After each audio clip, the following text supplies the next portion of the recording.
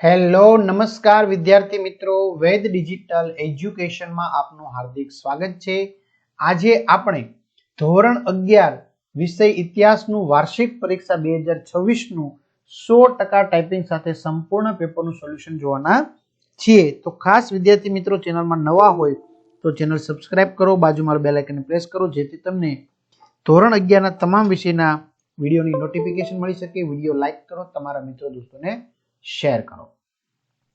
तो वार्षिक परीक्षा धोरण 11 इतिहास 80 गुणનું पेपर विभाग ए साचो विकल्प पसंद करो। सौथी प्राचीनतम ग्रंथ कयो तो के ऋग्वेद।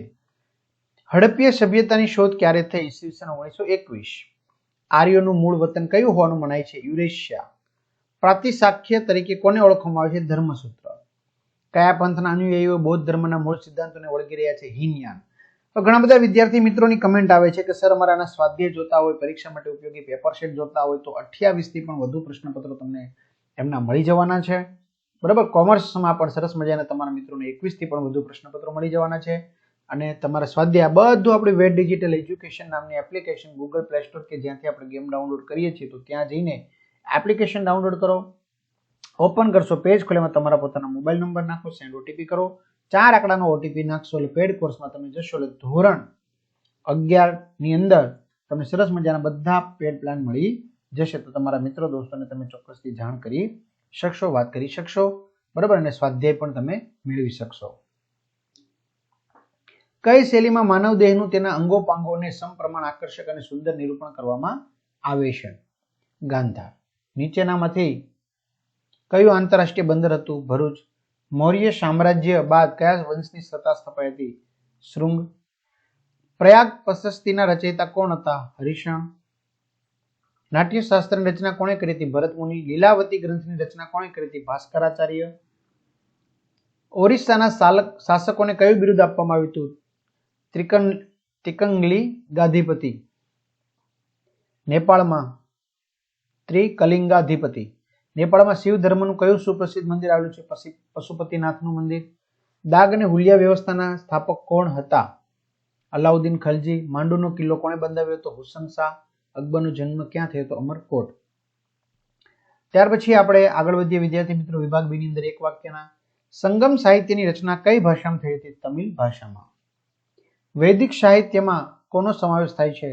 વૈદિક સાહિત્યમાં 4 વેદો ઉપરાંત જામ્ય ગ્રંથો, આરણ્યકો, ઉપનિષદો, સૂત્ર સાહિત્ય તેમજ શ્રુતિ, સ્મૃતિ, રામાયણ, મહાભારત અને બૌદ્ધ ધર્મ ગ્રંથોનો સમાવેશ થાય છે। મહાવીર સ્વામીનું મૂળ નામ શું હતું? વર્ધમાન। સોલંકી રાજવીઓના દરબારમાં અમૂલ્ય રત્ન કોણ ગણાતું હતું? પ્રસિદ્ધ જૈન આચાર્ય હેમચંદ્રાચાર્ય સોલંકી રાજવીઓના દરબારમાં અમૂલ્ય રત્ન ગણાતા હતા। ત્યાર પછી આપણે આગળ વધીએ।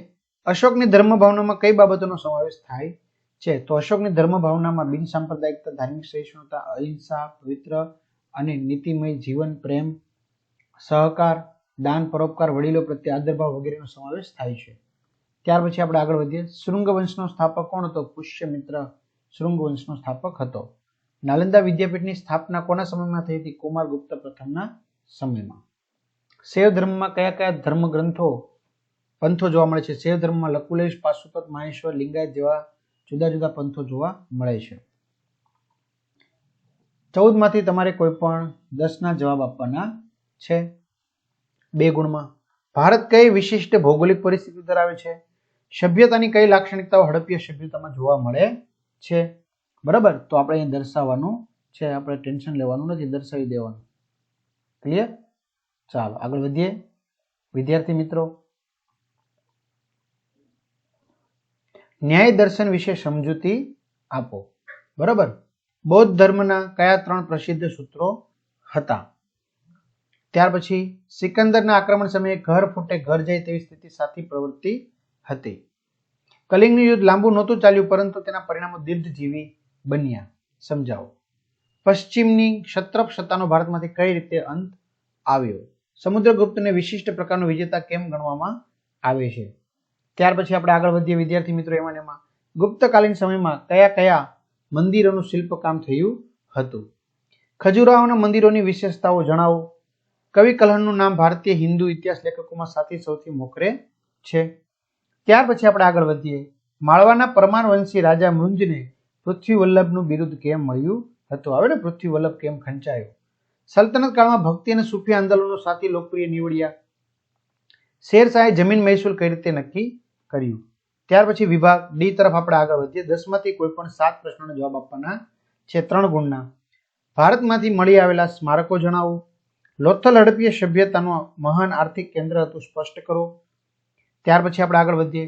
લિચ્છવીઓની પ્રજાની એકતા અને શિસ્ત પ્રશંસનીય હતી, સમજાવો. સમ્રાટ અશોકના શિલાલેખોમાંથી પ્રાપ્ત થતા સંદેશાની માહિતી જણાવો. ત્યાર પછી આપણે ગુપ્તકાલીન સાહિત્ય વિશે નોંધ તૈયાર કરો. ત્યારબાદ નાલંદા વિદ્યાપીઠ એ વિશ્વ વિદ્યાપીઠ હતી, વિગતે ચર્ચા કરો. હર્ષવર્ધન પછીના સમયમાં થયેલા વિજ્ઞાન ટેકનોલોજીના વિકાસની સમજૂતી આપો. ત્યાર પછી આપણે આગળ વધીએ. ભારતીય ઇતિહાસમાં મધ્ય યુગના કેટલા વિભાગો પડે છે અને કયા કયા? ગુજરાતના સોલંકી કાલીન સ્થાપત્ય વિશે નોંધ લખો. ત્યાર પછી આપણે આગળ વધીએ. વિદ્યાર્થી મિત્રો, આમાંનામાં અકબરની રાજનીતિની સફળતાના 2 કારણો દર્શાવો. બરાબર. વિભાગી 5 ગુણના આપણે 3 પ્રશ્ન લખવાના છે. વૈદિક ધર્મ વિશે માહિતી આપો. ત્યાર પછી ઉપનિષદમાં વર્ણવાયેલા આધ્યાત્મિક વિચારધારાનું વિવેચન કરો. ત્યારબાદ આપણે આગળ વધીએ. આમાંનામાં મહાવીર સ્વામીનો પરિચય આપો. બરાબર, મહાવીર સ્વામી વિશે. ત્યાર પછી આપણે પેરેગ્રાફ આપેલો છે. પેરેગ્રાફ પરથી આપણે 5 પ્રશ્નો પૂછ્યા છે, તો 5 પ્રશ્નોના તમારે જવાબ આપવાના છે પેરેગ્રાફ પરથી જ. વાસ્કો દ ગામાના ભારત આગમન પર નોંધ લખવાની છે. તો આ રીતે સરસ મજાનું સોલ્યુશન આપણે વિદ્યાર્થી મિત્રો જોયું. તો તમારા મિત્રો દોસ્તોને તમે જાણ કરવાની છે.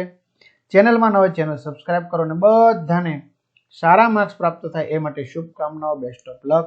અસ્તુ. જય હિન્દ, જય ભારત.